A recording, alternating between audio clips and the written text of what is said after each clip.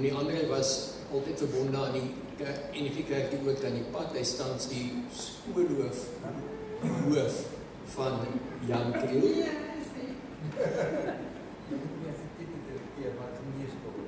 So hy is die groot baas, die CEO. Ek ken nie al die titels nie. Maar waarvoor hy, ek dink by ons die meeste geken word, is dat hy die een was wat mure afgebreek het tussen verskillende kerke. Stigter van D4J en te sê ons is almal lede van dieselfde liggaam van Christus, solank Christus die hoof is. Sommige is voete, sommige is hande, sommige aanbid anders, maar ons is almal deel van dieselfde liggaam. En dit is hy wat die beweging vir Durban wil op die been gebring het en die mure afgebreek het tussen die kerke, sodat ons as 'n liggaam saam kan funksioneer. So die ander is my groot voorreg. Ons het teen mekaar visies gehardloop op 'n stadium en dit is nog amptelik gedokumenteer dat ek vinniger was as hy.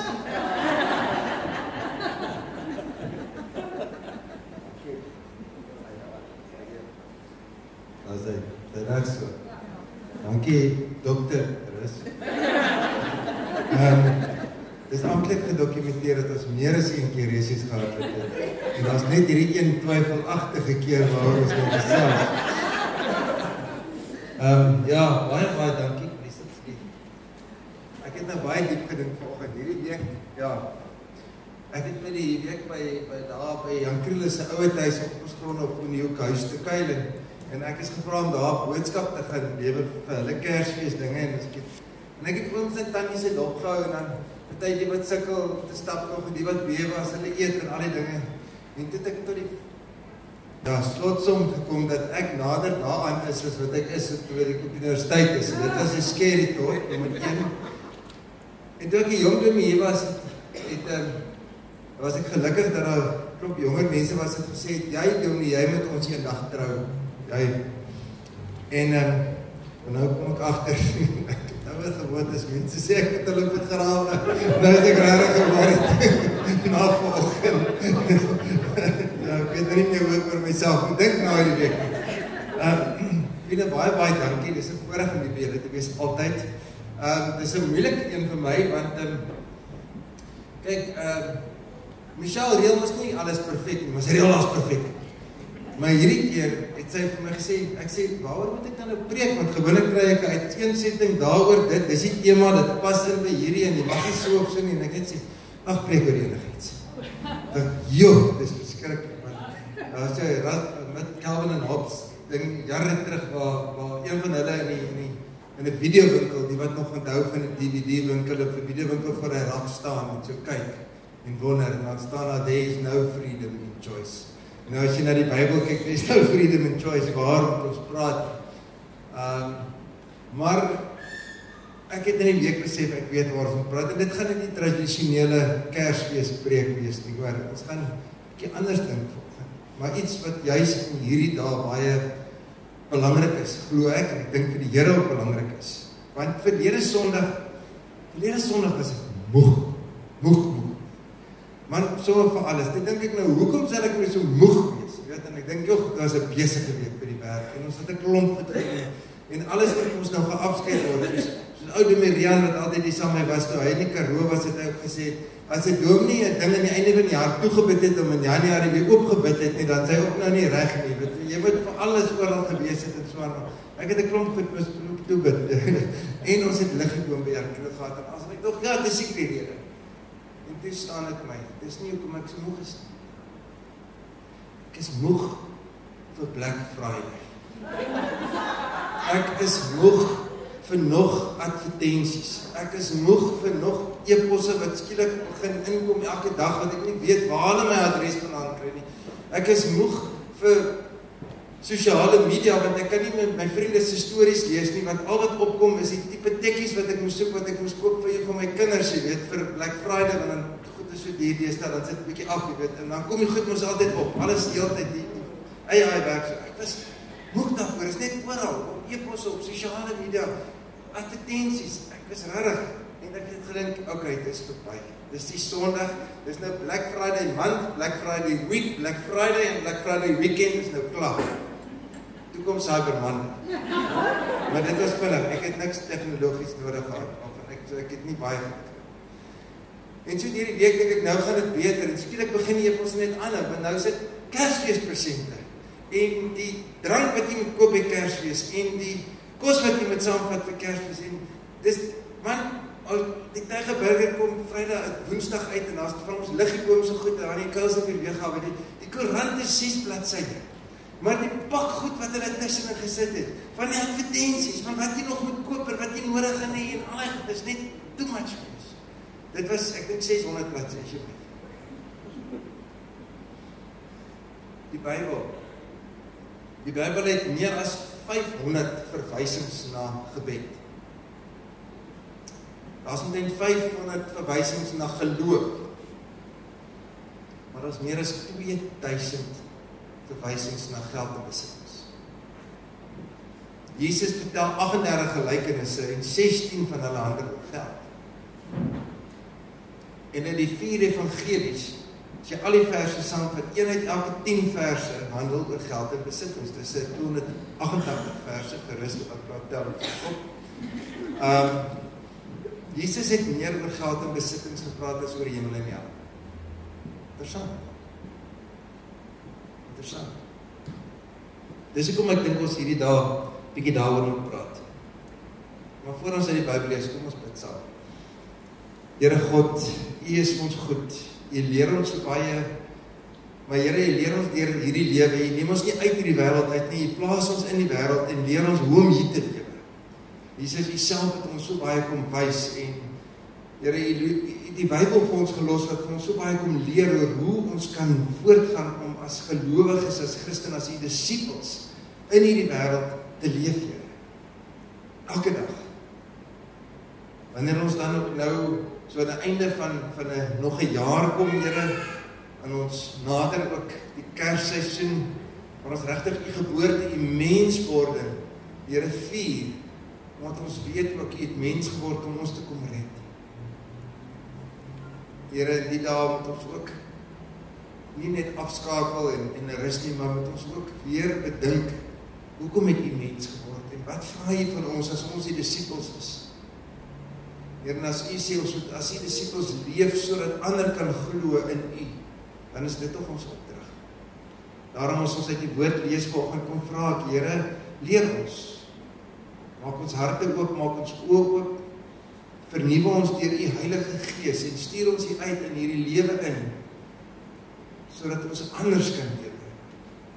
Anders kan wees, Here, maar nie anders net om anders te wees nie, maar anders omdat ons nie anders kan nie, want U vra van ons om as U disippels te leef, met U liefde, met U genade, Here, met geloof in U. Sien ons dan ons saam wees op vanoggend. Dit vra ons in Jesus Christus, die enigste koning se naam. Amen. Ek gaan net 1 Timoteus lees. Maar en dis nou wat gebeur as jy te veel ander plekke as 1 Timoteus 6. 1 Timoteus 6 gaan ek daarvan af vers 6 aflees. Die godsdiens is 'n groot wins as iemand tevrede is met wat hy het. Want ons het niks in die wêreld ingebring nie en ons kan niks daaruit wegneem. As ons dan kos en klere het, moet ons daarmee tevrede wees. Maar die wat ryk wil word, val in die versoeking.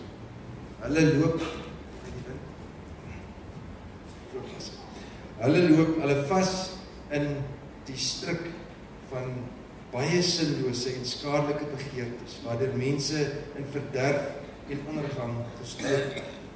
Geldgierigheid is die wortel van allerlei kwaad. Party het geld nagejaag en toe van die geloof afgedwaal. Daardeur het hulle hulself baie ellende op die hals gehaal.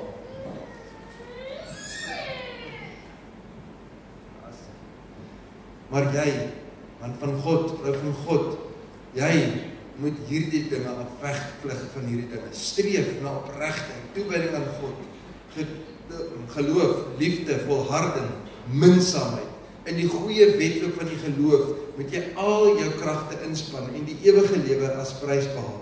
Daartoe het God jou geroep en het jy die goeie belydenis voor baie getuies afgeneem. Voor God wat aan al hierdie dinge die lewe skenk en voor Christus Jesus wat teenoor Pontius Pilatus getuienis afgelê het oor die goeie belydenis, beveel ek jou, voer jou opdrag stiptelik en onberispelik uit tot op die dag dat ons Here Jesus Christus kom. Sy verskyning sal op die bestemde tyd plaasvind waarvoor God gesorg het. Die goeie, die enigste eerste, die koning van die koninge, die Heer van die heersers. Hy alleen besit onsterflikheid. Hy woon in die ontoeganklike lig. Geen mens het hom gesien of kan hom sien nie, maar aan hom kom toe die eer in ewigheid en ewige mag. Amen. Die wat in hierdie wêreld ryk is, moet jy waarsku om nie hooghartig te wees nie. Hulle moet dan nie hulle hoop op die onsekerheid van rykdom vestig nie, maar op God wat alles ryklik aan ons gee om te geniet. Spoor hulle aan om goed te doen, om ryk te wees in goeie dade, vrygewig en mededeelsaam. So vergader hulle vir hulle 'n skat as 'n goeie belegging vir die toekoms, sodat hulle die ware lewe sal verkry. Ons gaan tot daar wees.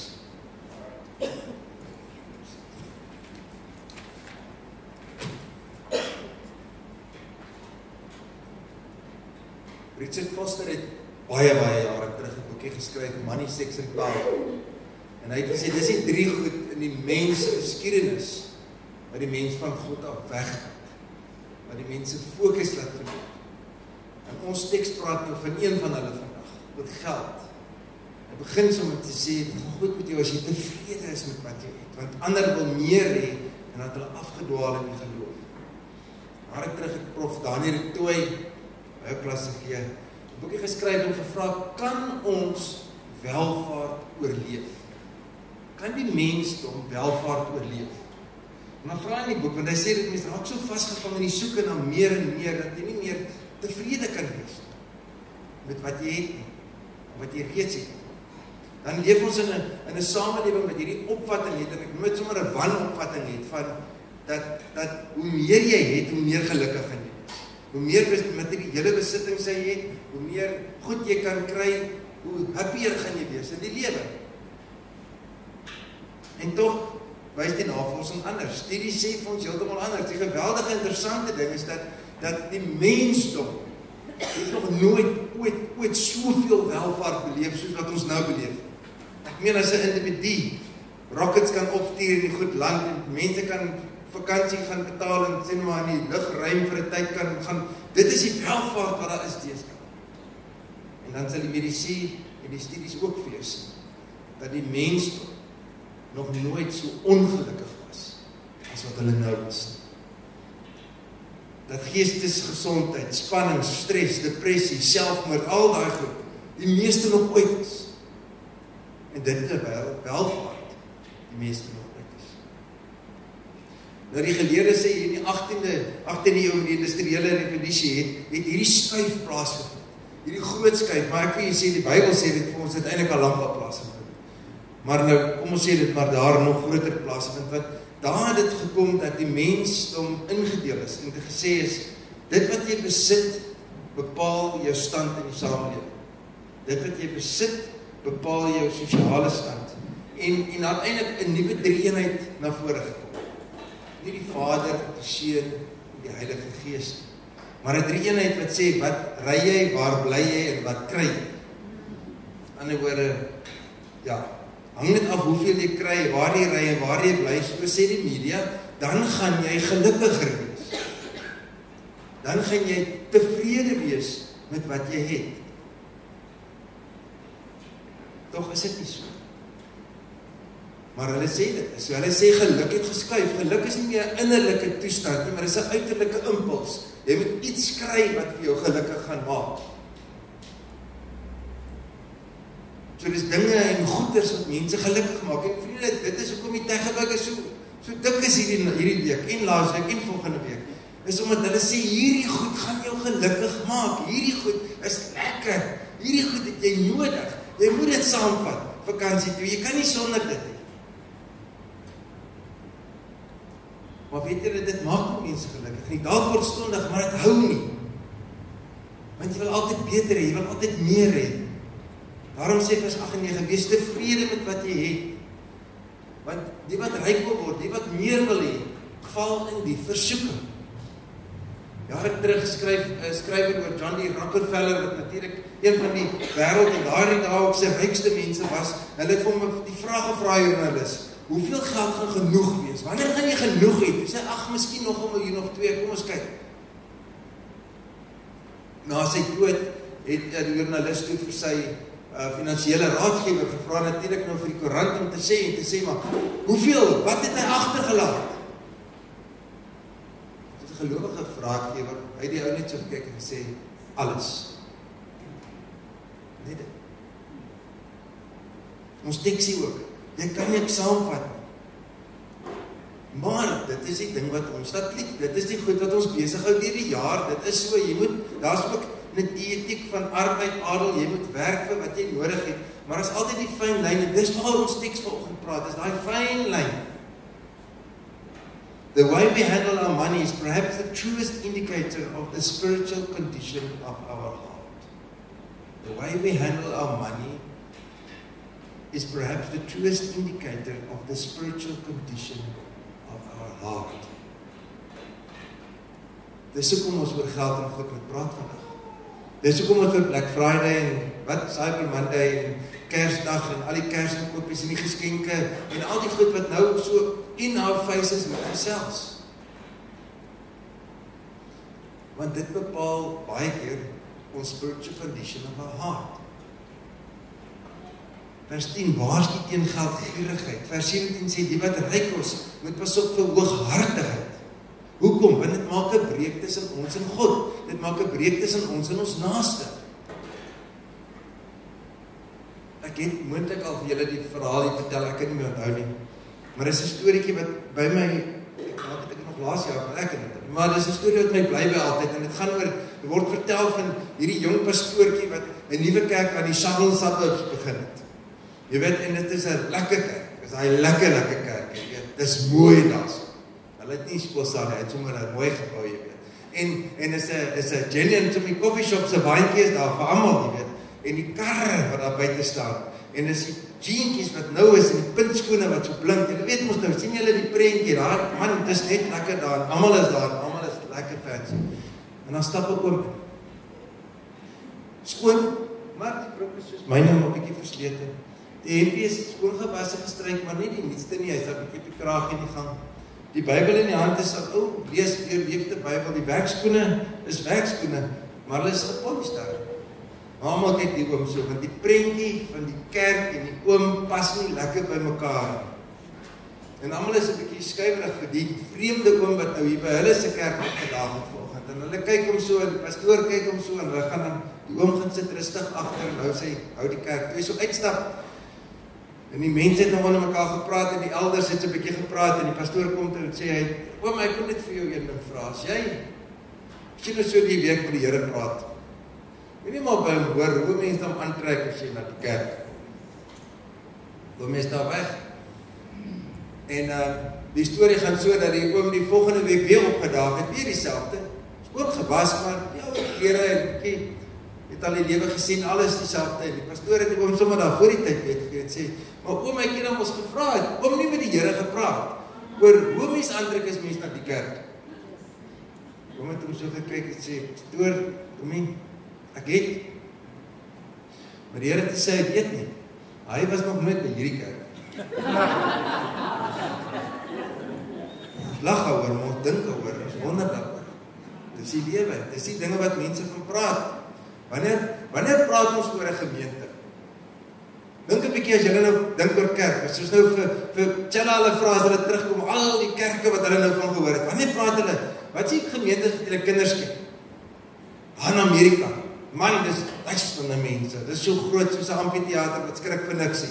En dis die band, en hulle maak musiek, hulle het orkestras en goed voltyds, man, hulle CD's en liedere maak, hulle kom wêreldwyd. Wat is alles wat ons praat eintlik?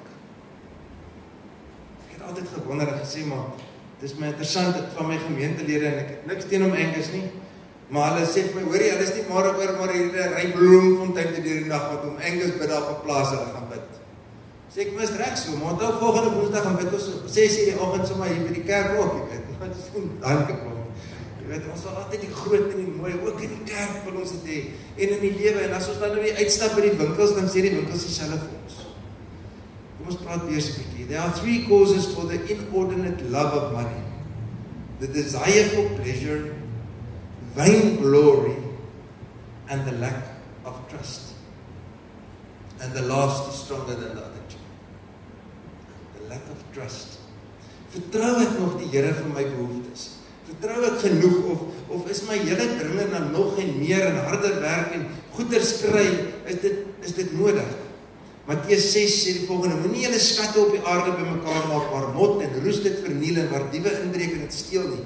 Maak julle skatte in die hemel bymekaar waar mot en roes dit nie verniel nie, waar diewe nie inbreek en dit steel nie. Want waar jou skat is, daar sal jou hart ook wees. Selfde as refrein wat jy hoor uit ons teks uit vandag. Waar jou skat is, daar sal jou hart ook wees.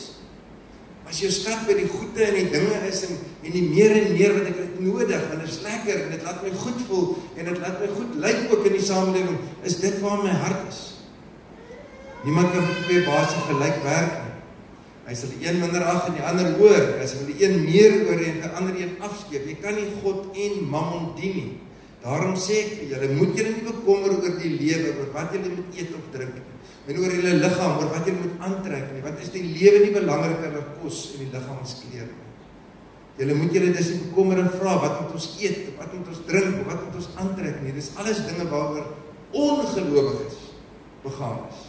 Julle hemelse Vader, weet dat julle dit alles nodig het. Nee, beywer julle allereers vir die koninkryk van God en vir die wil van God, dan sal hy julle al die dinge gee. Moet julle dis nie oor môre bekommer nie, want môre bring sy eie bekommernis. Elke dag bring genoeg moeilikheid van sy eie. Ek hou van die teks. Dit laat my so mooi soos Psalm 23, net as jy dink alles is so waters van rus, dan kom die donker dieptes, dan kom die realiteit ook van dit is wat met ons almal gebeur in die lewe. Ja. Die punt is, vriende, die Bybel waarsku ons oor geld, oor besittings, omdat dit ons baas, ons God, Kyrios, die Here van ons lewe kan word. Dit is die een wat kan bepaal hoe laat ek opstaan in die oggend, wat ek alles deur die dag doen, waartoe ek myself dryf. En dis waar die probleem kan inkom. Dis nie of geld, of God nie. Daar's baie ander tekste wat gelowiges waarskuwing bring. Dit gaan oor beheer van my lewe. Dit gaan oor of die Here nog beheer van my lewe het. Die sonde lê nie in die besittings of die baie geld nie, maar oor die liefde vir geld, die geldgierigheid, die meer en meer wil hê. Vers 17 wat sê, God gee vir ons ryklik om te geniet, moet net nie ooghartig word nie. Moenie julle klem daarop lê nie, moenie afhanklik word daarvan nie. Moenie dat geld jou geluk en jou tevredenheid bepaal nie. Dit moenie daarvan afhanklik wees nie. Jou mens wees, wie jy is nie, jy moenie jou vertroue op dit wat jy het plaas nie. Want sodra my goed die vertroue gee vir my dat ek okay is, dan is daar 'n probleem. Ons vertroue moet op God wees. Hierdie teks gaan nie eintlik oor geld nie. Interessant, né? Die teks gaan eintlik oor God. Daai deel wat ek so in die middel gelees het, voor ons net weer oor die rykes gepraat het, gaan oor God en sê Jesus is die een wat regeer. Jesus is die een wat in die ontoeganklike lig leef. Niemand het hom gesien nie, maar hy is die Here van die Here, die heerser van die heelal. Dit is die Here waaroor dit gaan. Dis die Here waaroor ons sing. Ons het so mooi gesing vanoggend oor hom. En om geloof en op prys vir wie hy werklik is en wat hy alles doen. Daarom kan ons nie fokus op geld en goed en dinge en geskenkies en meer en meer en meer nie. Ons moet fokus op God. Wat moet ons doen? Waarmee moet ons ons besig hou? Streef na opregtheid. Na toewyding, sê die teks. Moenie streef na geld en goed, streef na opregtheid, streef na toewyding. En dit gaan 'n stryd wees elke dag, julle. Daai advertensies gaan nie weg nie. Daai goed wat die hele tyd op gaan nie weg nie. Die bure en die ander mense wat saam met my werk wat nie en nog meer en ander goed kry, want dit is vir hulle lekker. Dit gaan nie weg nie. Dit gaan altyd in jou face wees. Ons leef in 'n verbruikerssamelewing met ongelooflike media en advertensiewese wat die hele tyd vir jou gaan sê en vir gelowiges sê, dis die goed waar die lewe draai. En binne dit sê die Here ons, en binne dit sê die Here vir ons, pas op met al die goed. Moenie dat die goed jou fokus word nie. Moenie dat die goed jou weg van my neem nie. Moenie dat jou vertroue op dit geplaas word nie. Hou aan om jou vertroue op my te plaas. Fokus op die koninkryk van God, sê Matteus 6. Vir hierdie teks sê, streef na opregtheid en toewyding. Jy moet met al jou krag veg, letterlik veg in die goeie stryd van die geloof. Hoe gekry het reg? Meer te fokus op die Here. Meer te fokus op die Here. Meer tyd met die Here te spandeer. Jy moet regtig iets maak hiervan. Paulus sê vir Timoteus, hy moet veg. Dit is waartoe God jou geroep het. Dit is die opdrag wat hy jou gegee het. Dit is nie net 'n mak ding nie, dit is 'n geveg letterlik. Dit is God wat ons roep om so te lewe, vriend. Hoekom? Want besittings wat my eie is, maak 'n breuk tussen my en ander. En ook ek wat dalk te veel het, maak 'n breuk tussen my en ander. Die wat dalk minder as ek mag hê. En hoe kan ek my naaste lief hê soos myself? Hoe kan ek God lief hê met alles wat in my is, as ek my lewe eintlik handel oor goeders? Verlede week luister ek op pad werk toe, Smile FM, en hulle het hierdie, ek weet nie heeltemal nie, luister nie aldag alles nie, maar hulle het hierdie ding saam met 'n groot ding saam met Ackermans of iets, waar hulle geskenke uitdeel. Mense kan vir hulle stories skryf en sê, hoor hierso, ek het regtig hierdie als verloor en ek het dit nodig, of ek ken hierdie mense of so iemand en so aan. En baie dink ek is die radio-omroeper, hy is altyd Engels, maar toe my Afrikaans praat, hy praat met 'n jong dogter, tiener skat ek, en sy het gevra dat, of hulle nie sal oorweeg om iets te doen vir 'n house of safety. Sy sê daar so is 24 kinders, en sy wil so graag hê, kan hulle nie iets doen vir hierdie 24 kinders nie. Dis 'n hartsbegeerte. Hy praat met haar, hy hoor hoekom, en sy sê, sy het net gehoor van hulle, en sy ken van die mense, en dit ongelooflike werk wat hulle doen. Jong dogter, nee, matriekkind, dalk net hoërskool, skat ek as ek kan stemluister. Hy vra die volgende, hy sê, and what can we give you for Christmas? Want hulle gee vir die een wat hulle indaal ook iets. En sy sê, ek het alles wat ek nodig het, dankie. Hulle hoef niks vir my te gee. En dan stilte op die radio. Daai omroeper wat so baie praat, soos net 'n omroeper kan praat, is doodstil. En hy probeer in Afrikaans, want sy praat Afrikaans, hy sê, ek het nie woord. En hy slaan sommer oor Engels toe, hy sê, when in this world have you heard a young child that said, I have enough, I don't need anything else. I have what I need. Hy was regtig speechless. En dit het my nogal geraak, want dis toe juist nou in hierdie Black Friday tye en al die goed, en toe besef ek, is dit nie waar ons moet begin nie. Ek het wat ek nodig het. Ons moet leer om eenvoudig te lewe. En dis wat belangrik is, om meer eenvoudig te lewe. Minder dinge te hê, om mededeelsaam te wees. En mededeelsaam beteken nie net om dit wat klaar en afgeleef is, wat ek in elk geval gaan weggooi, dan voel ek goed as ek aan dit dan vir iemand gee nie, om mededeelsaam te wees met dit wat goed is ook. Om as ek daai koffie koop hier by die ding, sommer maar vir die karwag ook een te koop, en net vir hom te gee, sonder dat hy gevra het vir iets. Wat ook al, om mededeelsaam te wees, om nie net altyd aan myself te dink nie, maar ook aan ander te dink. Waar het God ons geroep? Jy moet die Here jou God lief hê met jou hele hart, met jou hele siel, met jou hele verstand en met al jou krag. En die tweede is, jy moet jou naaste lief hê soos jouself, en geen ander gebod is groter as die twee. Vriende, ons moet mekaar praat hieroor. Praat met jou gesin, praat met jou weier familie, praat oor Kersfees en Kersgeskenke, praat oor hoe gaan ons, jy weet, nie nou al besluit hoe groot die feesmaal gaan wees. Ons mag fees vir die Here, ons mag Kersfees, maar kom ons praat 'n bietjie dink oor hoe dink ons oor die lewe? Hoe dink ons as Christene oor die Here wat aarde toe gekom het met die wete dat hy sy lewe gaan gee vir ons? En hy dit kom doen. Dis die Here wat regeer, dis die Here wat aan die regterkant van God regeer. Wat vra hy van ons, hoe ons moet lewe teenoor God, teenoor hom en teenoor ons naaste? En wat vra hy met ons in hierdie tyd van oorvloed en welvaart? Hoe moet ons lewe? Mag die Here ons help om vrygewig en mededeelsaam te lewe, om eenvoudig te lewe, om nie meer net vir myself te lewe nie, maar raak te sien waar daar ander nood is wat ek daar kan aanraak. Mag ons meer deel en minder streef na nog en nog. En kan ons op die Here leer vertrou vir al ons behoeftes en fokus op sy koninkryk soos wat Matteus 6 sê. En streef na opregtheid en toebidding soos 1 Timoteus vir ons vra. Mag die Here ons elkeen help daaraan. En dis 'n stryd. Mag u ook daar hierdie pad met die Here stap en mag hy deur sy gees ons oë verhelder en ons harte verander vir onsself en dit wat ek wil graag hê, wat die wêreld vir my sê, wat my toekom ook, maar ook teenoor hulle wat nie het nie, wat daar oor my pad kom, en vir wie hy op hulle vir my op hulle pad stuur, sodat ek sy liefde teenoor hulle kan uitleef, ook in hierdie Kersseisoen en die Kerstyd. Mag die Here ons genadig wees en ons seën daarin, en ons elkeen naby wees. Amen. Kom ons bid saam. Here, U is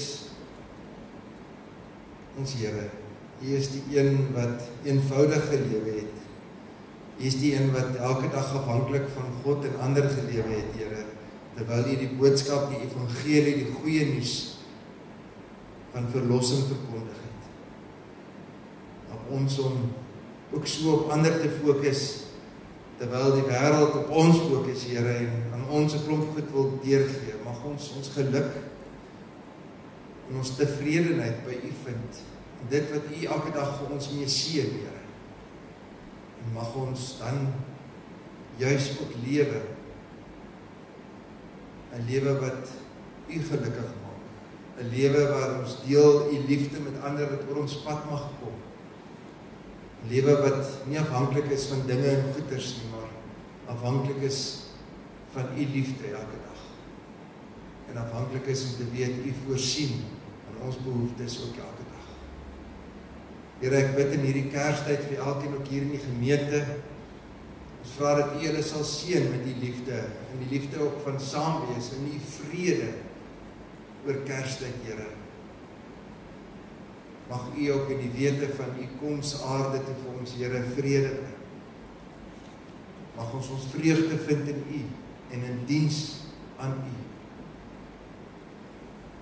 Want U is die Here wat regeer. Bo elke mag en gesag, bo alles wat ons ken, Here. Amen.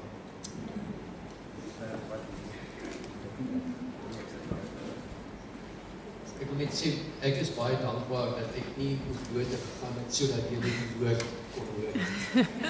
So dit is nie, maar dat julle nie die woord vir doen nie aanraai by jy begrafnis. Ek gaan julle baie dankie vir die woord. En dit is 'n woord wat ons ter harte moet neem. We are dependent of God. Nie afhanklik van ons eie krag, ons eie goedheid nie. Ons is afhanklik van God se goedheid en guns.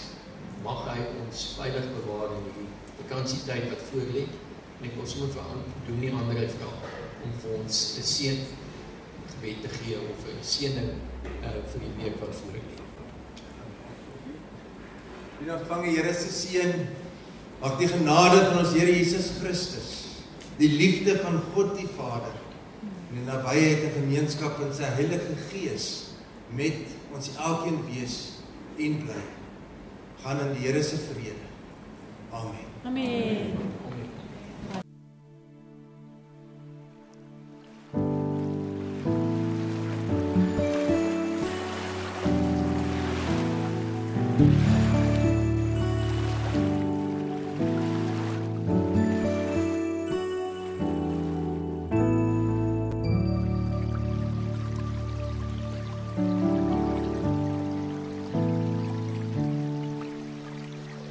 I saw water pouring out from under the temple porch to the east, and led me around the outside to the gate complex on the east. The water was gushing from under the south front of the temple. He walked to the east with a measuring tape and measured off 1,500 feet, leading me through water that was ankle deep. He measured off another 1,500 feet, leading me through water that was knee deep. He measured off another 1,500 feet, leading me through water waist deep. He measured off another 1,500 feet. By now, it was a river over my head, water to swim in, water no one could possibly walk through. He said, "Son of man, have you had a good look?" Then he took me back to the river bank. While sitting on the bank, I noticed a lot of trees on both sides of the river. He told me, "This water flows east, descends to the Arabah, and then into the sea of stagnant waters. When it empties into those waters, the sea will become fresh. Wherever the river flows, life will flourish. Great schools of fish, because the river is turning the salt sea into fresh water. Where the river flows, life abounds. Fishermen will stand shoulder to shoulder along the shore from En-Gedi all the way north to En-Eglaim, casting their nets. The sea will teem with fish of all kinds, like the fish of the great Mediterranean. The swamps and marshes won't become fresh. They'll stay salty. But the river itself on both banks will grow fruit trees of all kinds. Their leaves won't wither. The fruit won't fail. Every month they'll bear fresh fruit, because the river from the sanctuary flows to them. The fruit will be food, and their leaves for healing."